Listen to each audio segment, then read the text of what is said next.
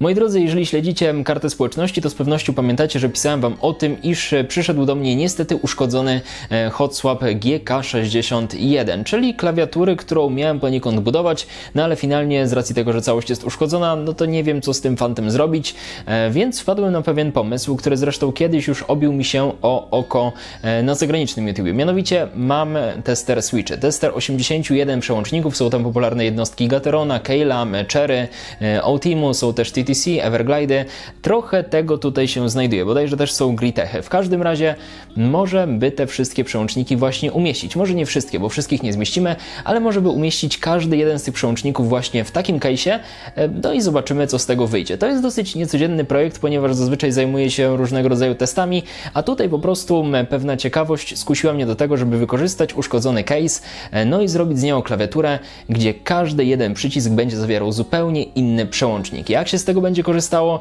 i czy jest to coś, co warto kiedykolwiek brać pod uwagę? Słuchajcie, zapraszam do oglądania. Przy okazji nie zapomnijcie subskrybować tego kanału wraz z dzwoneczkiem, żeby być na bieżąco z kolejnymi filmami. Łapka w górę też mile widziana, bo dzięki temu będę wiedział, że takie niekonwencjonalne, nietuzinkowe odcinki na tym kanale też poniekąd Was interesują. Obok mnie wyświetla się Instagram, tam zaglądajcie, żeby być na bieżąco z kolejnymi filmami. Pod spodem macie komentarze, TikTok też tam możecie wpaść.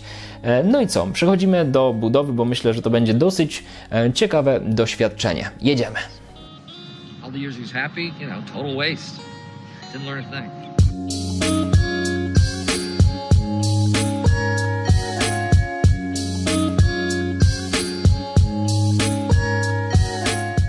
Mój zakupiony kilka miesięcy temu tester składa się z 81 różnych switchy. Są tutaj propozycje Cherry w wariantach 3 i 5-pinowych, pojawiają się też Kaylem oraz Kayle Boxy, Gaterony, Otimu w wersji klasycznej IDS, a poza tym Everglide, które szczególnie w formacie pomarańczowym prywatnie lubię, no i dochodzą jeszcze Gritechy oraz TTC. Te ostatnie switche u nas nie są szczególnie popularne w komercyjnych sprzętach. Jako bonus pojawia się jeden zielony switch Razera, bodajże z pierwszej generacji. Natomiast sama klawiatura to GK61X, czyli jak sama nazwa wskazuje, 60% layout, do którego postaram się wrzucić losowe switche, tak aby wypróbować maksymalnie dużo z nich, a jednocześnie wyeliminuję kilka powtórek różniących się od siebie nieznacznie. Nie będzie to trudny proces, bo GK61X ogólnie jest klawiaturą będącą hot swapem. W moim wypadku jest to propozycja z plastikowym czarnym korpusem, no i kupując takiego case'a generalnie otrzymujecie w pełni funkcjonującą klawiaturę, do której wystarczy włożyć switche, nałożyć nakładki i całość będzie działać. W zestawie jest jeszcze kabel w oplocie USB typu C do USB, dodatkowy wymienny segment na spację, który możemy odkręcić, no i wymienić na kilka oddzielnych switche. Mamy narzędzie do ściągania nakładek, do ściągania switche, no i finalnie, co też wypada wspomnieć, całość jest przelubowana, mówiąc o stabilizatorach, nie tylko w obrębie spacji, ale także Shift, Enter i tak dalej. W ogóle na samej płytce są też diody RGB, ale z racji uszkodzenia, no nie jestem w stanie Wam w tym momencie całości zaprezentować. Natomiast z tego, co widziałem na różnego rodzaju materiałach, świecą bardzo fajnie i myślę, że jeszcze raz pokuszę się o GK61X bądź też GK68, aby właśnie na niej zbudować swoją prywatną klawiaturę.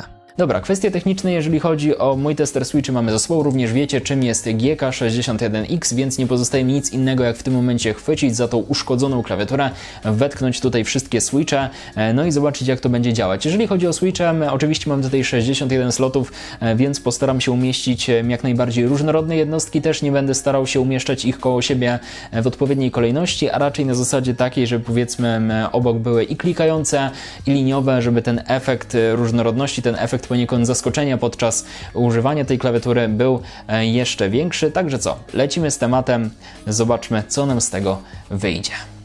Na pokład klawiatury włożyłem same 3-pinowe przełączniki. Są to różne opcje, mimo że oczywiście klawiatura wspiera również 5-pinówki.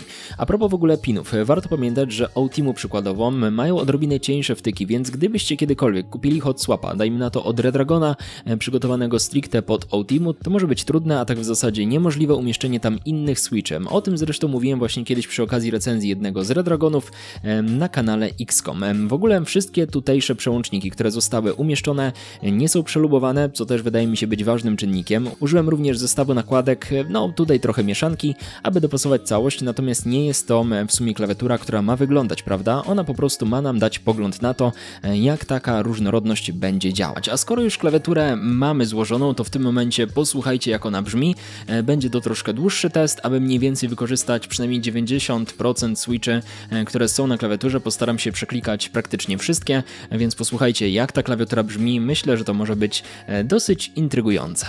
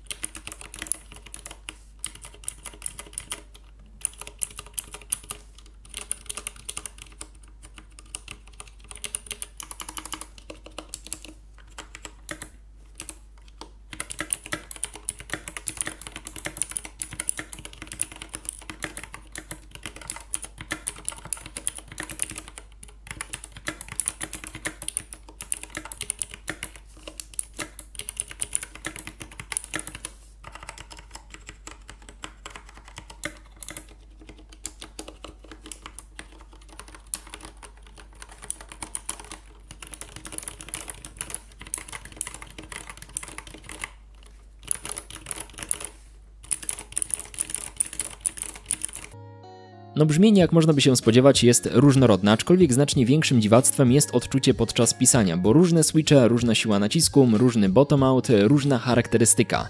Czymś totalnie abstrakcyjnym byłoby dla mnie używanie klawiatury takiej. Być może po tygodniu, 2, 3 zacząłbym postrzegać to jako zaletę, gdzie poza pamięcią miejsca dla danego klawisza rozpoznawałbym go również poprzez odczucia płynące z kliknięcia, ale w grach użycie W jako klikającego boksa, A jako taktyla, no i liniowego D, no to jest coś, co może znacząco wpływać na po pierwsze dyskomfort, a po drugie słabsze wyniki. Z mojej perspektywy natomiast napisanie na tej klawiaturze kilku fragmentów tekstu to nie jest to. Skomplikowane odczucia, nierównomierna praca, brak takiej świadomości, że po użyciu kilku boksowych klikających keyli ten liniowy przełącznik obok też został aktywowany. Po prostu gdzieś tam w głowie taka blokada się włącza. Nie mówię, że nie jest to doświadczenie ciekawe, bo jest, ale z praktycznego punktu widzenia nigdy bym się na taką klawiaturę nie zdecydował na swoim biurku, a jeżeli już, to pewnie wyznaczyłbym konkretne sekcje, gdzie dajmy na to przyciski funkcyjne osadziłbym na typie Keylbox Navy, a całą resztę na Everglidach Orange albo Keylbox Black. Tak bym to widział i może wówczas miałoby to więcej sensu, ale jednak preferuję jednolity układ, co zresztą nawet w przypadku tanich klawiatur z kilkoma przełącznikami mechanicznymi do gier, podczas gdy większość pozostawała membranowa,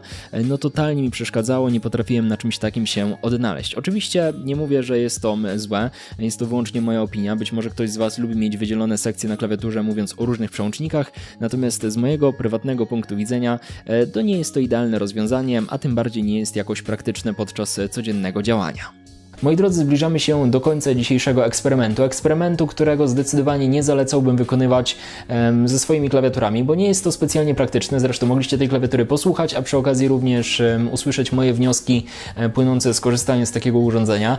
Ja ogólnie nie jestem fanem klawiatur, które mają przykładowo jakąś inną fakturę na nakładkach, dajmy na to w sekcji dla graczy, więc już tam gubią mi się palce, a tutaj przy okazji 61 różnych switchy ten efekt potęguje się znacznie mocniej i faktycznie moje palce raz na jakiś czas łapały taką delikatną zwiechę, bo nie do końca wiedziałem, co klikam i w którym miejscu jestem, więc tak to się prezentuje. Zresztą spójrzcie sami w ogóle, jak ta klawiatura wygląda. Ściągnąłem nakładki jeszcze raz, no jest to cudaczne, naprawdę cudaczne urządzenie. Każdy jeden kolor w przypadku switchy, powiedzmy, komercyjnych na tej klawiaturze jest umieszczone. No, także taka oto nam wyszła ciekawa propozycja. Natomiast no zdecydowanie nie jest to coś, co rekomendowałbym komukolwiek do zrobienia z własną klawiaturą, chyba że macie taką fanaberię, jak przykładowo ja, zresztą nie ukrywam, u mnie był to pomysł zaczerpnięty gdzieś tam z internetu, po prostu chciałem sprawdzić, czy rzeczywiście jest to tak dziwne odczucie, jak może się wydawać. No i nie zostałem zaskoczony, rzeczywiście jest to bardzo, ale to bardzo dziwne. Ale przechodząc dalej, w ogóle mamy takiego case'a, na którym są switche. Ja te switche mogę poprzekładać i możemy w tym wypadku zrobić faktycznie całkiem niezły, być może nie idealny, ale niezły test switchy komercyjnych. Mamy tutaj Gaterony, mamy tutaj Keylem, Otimu, Cherrykim, są również inne opcje, które też moglibyśmy stestować pod kątem dźwięku, pod kątem pracy, więc jeżeli macie ochotę, to myślę, że w tym wypadku możemy trochę pograć na łapkach w górę, 1500 łapek w górę pod tym filmem i sprawdzimy sobie, jak switche brzmią właśnie w takim case'ie. Dlaczego nie zrobiłem takiego testu wcześniej? Ano dlatego, że na tym oto mocowaniu niestety, ale switche brzmią zupełnie inaczej. Co innego jak switch jest zamocowany w klawiaturze, gdzie ten dźwięk się rozchodzi, gdzie ten switch pracuje w odpowiednim środowisku, a co innego jeżeli mówimy o takiej plastikowej ramce, gdzie nie ma żadnej opcji na rezonowanie, a przy okazji całość spoczywa bezpośrednio na podkładce, więc tutaj test switchy był totalnie bez sensu, natomiast w tym miejscu jest on już jak najbardziej wskazany.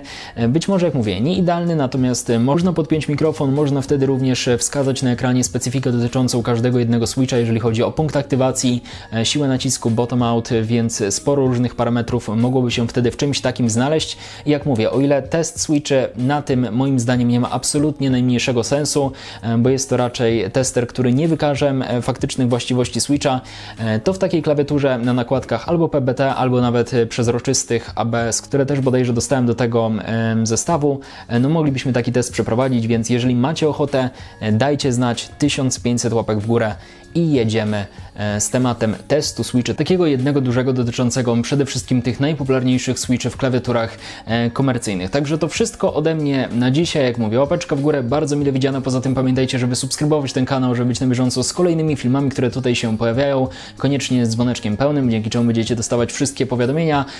Pod spodem macie komentarze. Jeżeli dotrwaliście do końca tego filmu, możecie pod spodem napisać switch. Wtedy będę wiedział, że moja cała ta gadanina nie poszła na marne. Obok mnie Instagram, tam wpadajcie, żeby być na bieżąco z kolejnymi filmami.